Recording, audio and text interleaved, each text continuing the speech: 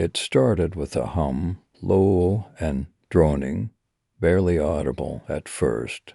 Only Rhea noticed it in the beginning, and even then she thought it was just her imagination, a trick of living alone in a house that always felt a little too cold to still. The hum deepened over the following weeks, a subsonic frequency that tugged at her bones.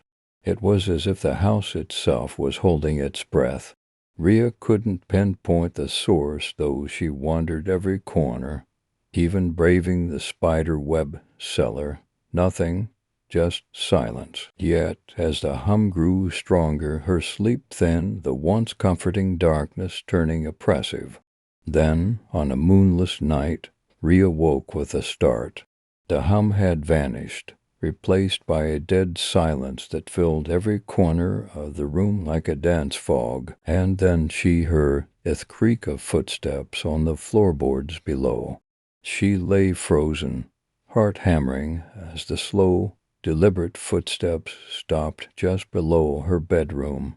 The next morning, she convinced herself it had been a dream, but she couldn't shake the image of near something standing just beneath her. Days passed without another incident, but the silence lingered, thick and watchful.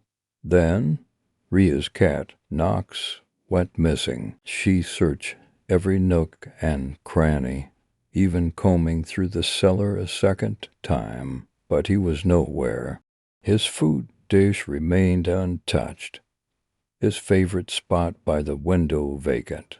Rhea barely slept that night, her ears straining for any sign of Knox or the return of those footsteps. Instead, she was met with a heavy, suffocating quiet. 2 nights later, the hum returned, only now it was louder, so loud it rattled the glass on her knitstand. She sat up in bed, her heart a frantic rhythm as she stared into the darkness, and then came a noise that froze her blood, a low whispering, barely discernible over the hum. She couldn't make out the words, but the voice sounded like it was just beneath her bed, rising through the floorboards like a toxic vapor. Rhea's fingers fumbled for her phone. She dialed a friend, but the call dropped before it even rang. Desperate, she turned on every light in the house, hoping to banish the shadows that now seemed to claw at the walls.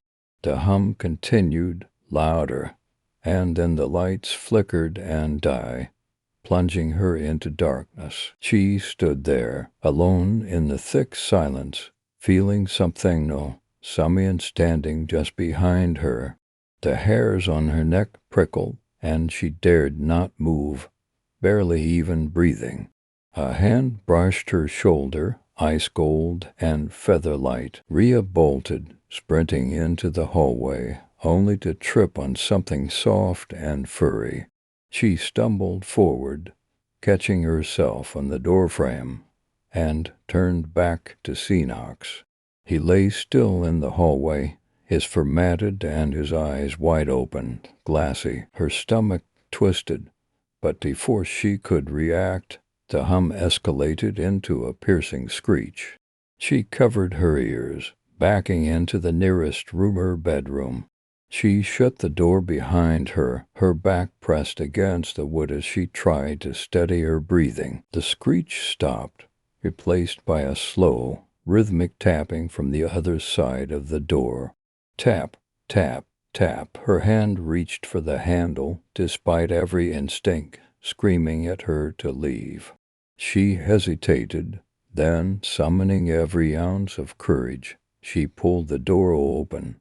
No one was there, only the silence, and that same tapping now echoing from downstairs. She couldn't take it any more. Grabbing her coat, she fled the house, her feet pounding against the pavement as she ran through the dark, empty streets. The silence seemed to follow her, hanging like a weight, pressing down on her even as she put miles between herself and the house. Rhea found refuge at her friend's house, where she spent the night in fitful, dreamless sleep. In the morning, she convinced herself that it had all been a hallucination, some horrible trick her mind had played on her in the isolation of her old, lonely house. But when she returned, the silence was waiting for her. Days turned into weeks, and the silence grew, thickening around her like a cocoon, suffocating her. The house felt smaller, the shadows darker, and she often caught herself glancing over her shoulder, sure that she wasn't alone. She rarely laughed, afraid of what she might encounter outside, where the silence might follow her into the world beyond. One evening, as she lay in bed, the hum returned, accompanied by a faint, muffled sound of mewling. Like a kitten trapped beneath the floor, heart pounding, she crawled out of bed, pressing her ear to the cold floorboards. "Knox," she whispered, though she knew it couldn't be him. The mewling grew louder, then changed, morphing into a chorus of whispers, too many voices to count, all speaking in low, choked tones that filled her head. She scrambled away, clutching her ears, but the voices only grew louder, drilling into her mind, filling her vision with dark shapes that writhed and twisted like smoke. And then they began to take form. A shape rose from the shadows, a figure too tall, too thin, its eyes glinting in the dark like the points of knives.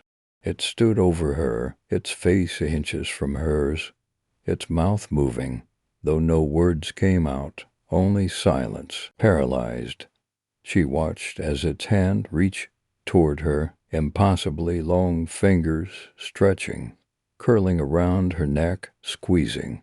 The darkness swallowed her scream as the house absorbed her, the walls breathing as if satisfied, the shadows receding.